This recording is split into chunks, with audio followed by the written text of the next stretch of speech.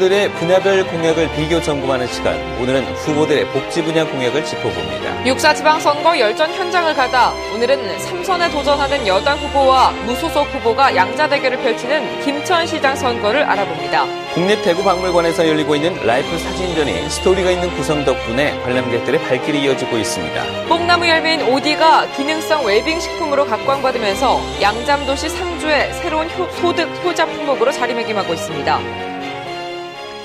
네, 시청자 여러분 안녕하십니까? 5월 29일 목요일 아침 대구 MBC 뉴스투데이입니다. 오늘은 대구의 낮 최고 기온이 33도까지 오르면서 한낮은 무더운 날씨가 예상됩니다. 하지만 오늘도 옅은 황사가 이어지는 만큼 호흡기가 약한 노약자나 어린이는 주의하셔야겠습니다. 정미옥 기상캐스터입니다. 오늘은 더위에다가 옅은 황사까지 건강관리에 주의하셔야겠습니다. 어제는 요란한 소나기가 내리더니 오늘은 대구의 낮 최고 기온이 33도까지 오르며 한낮 더위가 기승을 부리겠는데요. 경북 대부분 지역의 낮 기온이 30도를 훌쩍 웃돌겠고요. 또 영천의 경우에는 34도까지 기온이 치솟겠습니다. 다만 낮과 밤의 기온 차이가 크다는 점은 유념하셔야겠고요.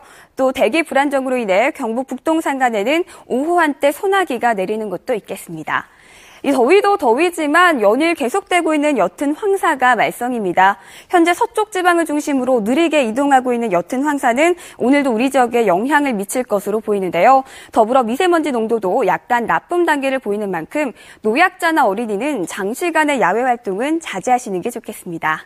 날씨였습니다. 대구시장 선거에 출마한 후보들의 분야별 공약을 점검해보는 순서입니다. 오늘은 주민생활과 가장 밀접한 복지 분야 공약을 살펴봅니다. 이상원 기자가 보도합니다. 새누리당 권영진 후보는 어르신, 여성, 장애인 등 취약계층의 일자리를 마련해주는 일자리 복지와 생활복지 지원 강화, 사회복지 평가원 설립 등을 주요 공약으로 내놓고 있습니다. 개인과 가정이 책임질 수 없는 영역들이 있습니다. 노인들 치매 문제, 정신장애, 발달장애, 이거는 대구시청과 우리 대구 공동체가 함께 책임을 져야 될 문제다라고 보고요. 새정치민주연합 김구겸 후보는 시민복지 최저선 마련, 시민들이 재능 기부와 자원봉사를 통해 복지활동에 스스로 참여하도록 하는 복지 네트워크 구축 등을 강조하고 있습니다. 시민복지 최저선을 해서 최소한도 주거라든가 교육이라든가 건강이라든가 이런 부분에 있어서 최소한도 대구 시민의 수준에서 누려야 할 기본복지선을 정하겠습니다. 그러려면 철저하게 실태조사가 일어나야 됩니다. 권영진 후보의 사회복지평가원 설립 공약은 옥상옥 구조로 실효성 문제가 제기되고 있고, 김부겸 후보의 복지 공약은 상대적으로 실현 가능성이 높지만 예산 확보를 위한 체계적인 계획이 보완돼야 할 것이라는 지적이 제기되고 있습니다.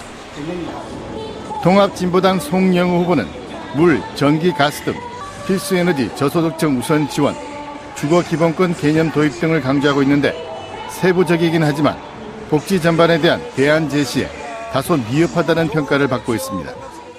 임대주택 이런 비율이 3%를 넘지 못하고 있습니다. 그래서 앞으로 임기 내에 10%의 임대주택 비율을 늘려서 서민 주거난을 해결하는 것도 중요한 복지의 하나가 아니겠는가. 정의당의 이원준 후보는 분야별로 시민들의 복지 최저선을 지방정부가 보장하는 공약과 복지 부분의 직접세 비중 확대를 핵심 공약으로 내놓고 있는데 이 역시 예산 확보가 관건입니다. 도로나 또 여러 가지 이제 공단 조성하는 이러한 토건 예산들을 우선순위를 조정해서 복지로 좀 돌리는 것도 필요하고요. 좀 조심스럽지만 우리 사회가 이제 어떤 복지에 대한 어떤 세금을 좀 추가로 어떤 부담하는 문제도 사회적 논의를 통해서 만들어 나가야 된다고 합니다. 우수석 이정숙 후보는 시민들의 근로 환경과 생활 환경을 개선해 건강도시로 만들어 나가자는 공약을 제시했는데 공약을 실현하기 위한 구체적인 실천 계획은 제시하지 않았습니다. MBC 뉴스 이상원입니다. 제6회 전국 동시지방선거를 앞두고 유권자들의 편의와 투표를 높이기 위해 내일과 모레 이틀 동안 전국에서 일제히 사전투표가 실시됩니다. 대구와 경북 지역에서는 읍면동사무소와 주민자치센터 등 대구 140곳, 경북 333곳에서 오전 6시부터 오후 6시까지 사전투표가 실시된다고 선거관리위원회는 밝혔습니다. 유권자는 별도의 신고 없이 신분증만 갖고 가면 사전투표소 어디에서든 투표할 수 있습니다. 대구 경북 선거관리위원회는 선거일 엿새 전인 오늘부터 실시하는 지방선거 여론조사 결과를 공표하거나 인용해 보도할 수 없다고 밝혔습니다. 공직선거법은 선거일 6일 전부터 선거일 투표 마감 시각까지 정당 지지도나 당선자를 예상케 하는 여론조사와 모의투표, 인기투표 등을 포함해 그 경위와 결과를 공표하거나 이를 인용해 보도할 수 없도록 하고 있습니다. 다만 공표만 하지 않는다면 내부 자료로 활용하기 위한 여론조사는 할 수 있고 어제까지 실시된 여론조사 결과라면 이후에도 계속 인용해 보도할 수 있습니다.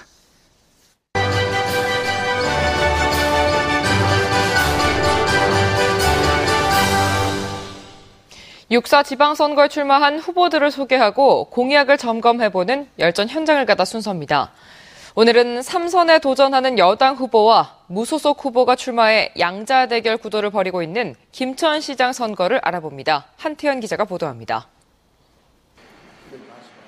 3선에 도전하는 박보생 후보는 중단 없는 김천의 발전을 위해서는 여당 후보인 자신이 적임자라고 목소리를 높이고 있습니다.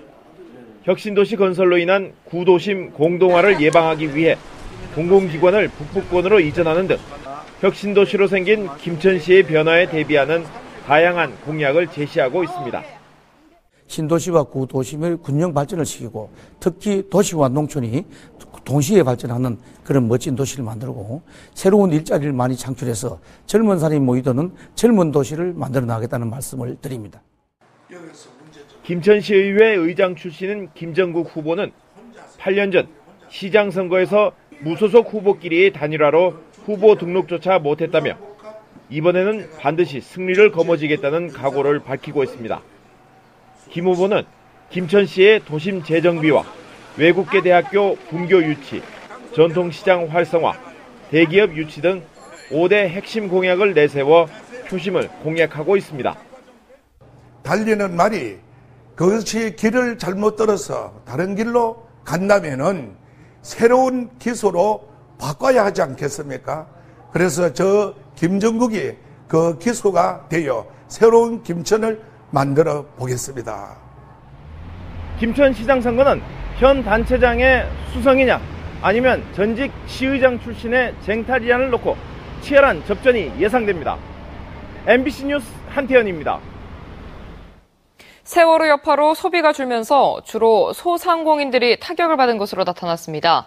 한국은행 대구경북본부가 4월과 5월 전통시장과 대형 소매점, 온라인 시장 등의 매출을 분석한 결과 온라인을 빼고는 전반적으로 매출이 줄었고 특히 전통시장 업황이 가장 나빴던 것으로 나타났습니다. 이는 세월호 여파로 지역 축제가 취소되고 단체 여행객이 크게 줄면서 소상인들에게 큰 타격이 된 것으로 분석됩니다.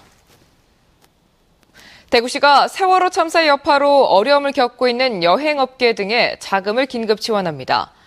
대구시는 여행업체와 전세버스업계, 관광호텔, 전시와 행사 대행업계 등에 300억 원 규모의 중소기업 특별 경영 안전자금을 지원하는데 1년 거치 약정 상환이고 대구시의 이자 보전율은 2%입니다. 이와 함께 소상공인 시장경제진흥공단은 7천만 원 한도로 60억 원 규모의 소상공인 정책 자금을 지원하기로 했고 담보가 필요하면 대구 신용보증재단을 통해 보증서를 받을 수 있도록 돕기로 했습니다. 특별 경영안정자금 신청은 다음 달 10일까지 대구시 경제정책과에서 받습니다. 네, 지난달 15일부터 국립대구박물관에서 열리고 있는 라이프 사진전에 관람객들의 발길이 이어지고 있습니다. 인간의 존엄성을 주제로 스토리가 있는 구성이 강한 인상을 심어주고 있습니다. 윤태호 기자가 취재했습니다. 라이프 사진전은 포토저널리즘의 표본으로 불리는 라이프 잡지에 실렸던 900만 장의 사진 가운데 130여 장을 엄선해서 전시하고 있습니다. 인간과 역사적 순간, 우리의 삶, 짧은 입맞춤의 시간 등 4개의 섹션으로 나눠져 있는데 다른 사진전과 달리 인간을 중심 테마로 잡고 있습니다. 저희 전시가 작품들이 전체적으로 다 유기적으로 연결이 돼 있어요. 그러니까 한 작품 한 작품씩에 대한 설명보다는 히틀러와 처칠의 관계 속에서 그 두 사람을 보여주는 방식, 또 간디와 체 게바라라는 어떤 저항의 상징의 인물들 두 사람을 같이 보여주는 방식. 지난달 15일 개막 이후 40일 동안 누적 관람객 2만 5천여 명을 기록해 하루 평균 500명 이상이 다녀갔습니다. 지난해 내셔널 지오그래픽 전과 비교하면 같은 기간 동안 30% 관람객이 더 많은 건데 세월호 참사 여파로 중고등학생 단체 관람이 거의 없다는 점을 감안하면 주목할 만한 성과입니다. 보고 온 친구들이 1시간 반 정도 걸리고 비용도 싼 편은 아닌데 그만한 가치가 있다고 다 추천해서 저희도 보러 왔어요.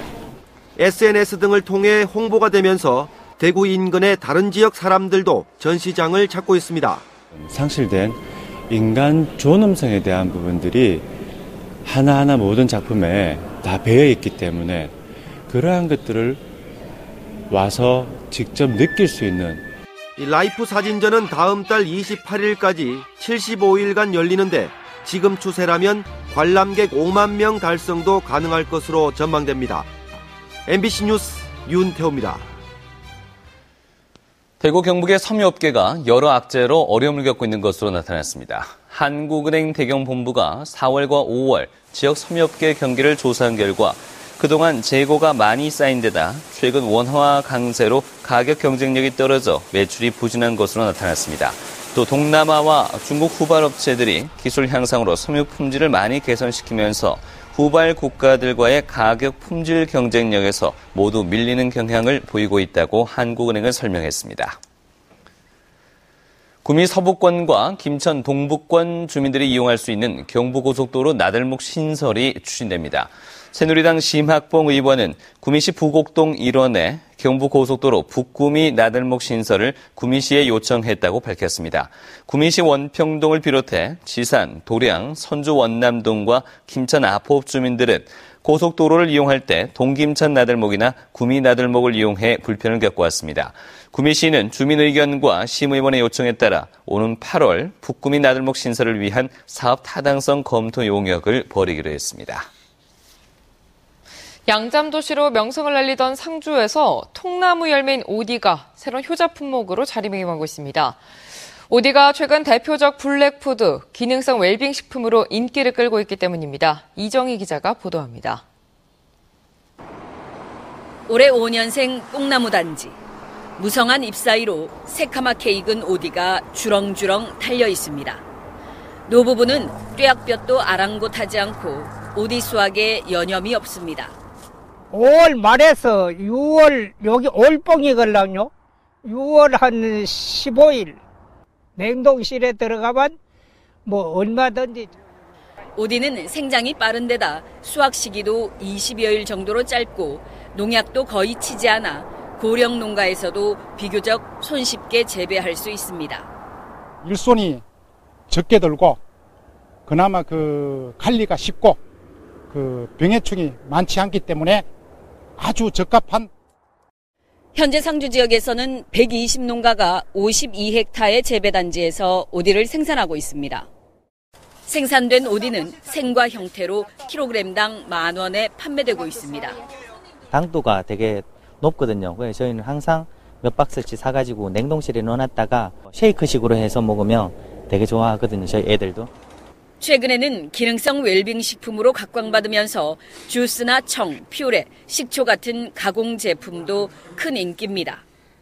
지난 70년대 마녀 농가 2,000헥타가 넘는 뽕밭이 있을 정도로 명성을 날리던 상주의 양잠 산업이 누에고치 생산에서 누에 가루로 이제는 블랙푸드의 대명사 오디 생산으로 변화하고 있습니다. MBC 뉴스 이정희입니다. 제11회 포항국제불빛축제가 세월호 참사와 예산 축소 등의 이유로 당초 10일간 행사 기간을 4일로 축소해 7월 31일부터 8월 3일까지 열립니다.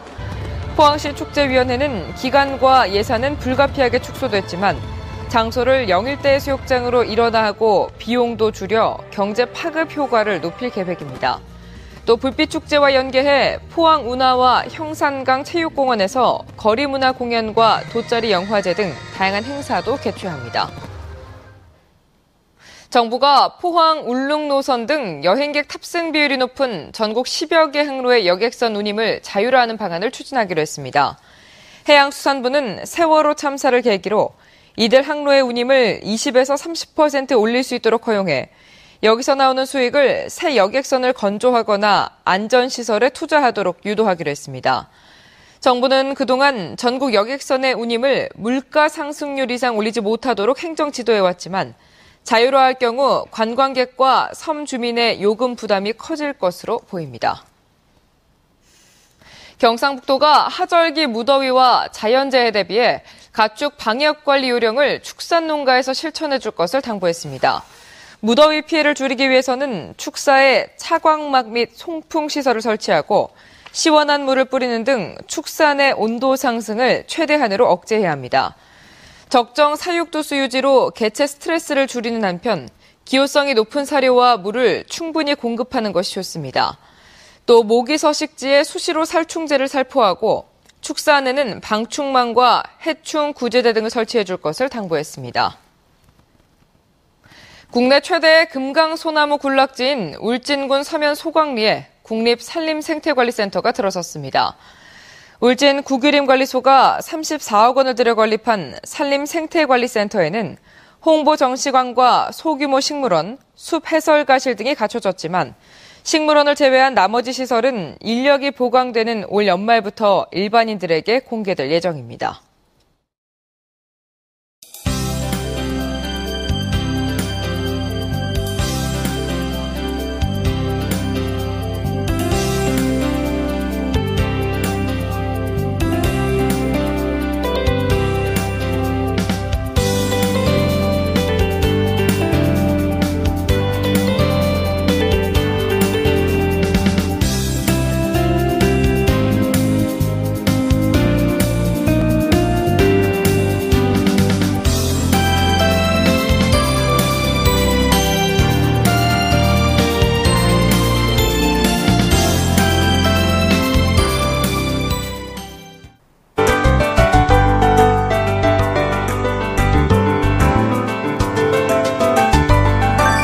더위에다가 옅은 황사까지 건강관리에 주의하셔야겠습니다. 어제는 요란한 소나기가 내리더니 오늘은 대구의 낮 최고 기온이 33도까지 오르며 한낮 더위가 기승을 부리겠는데요.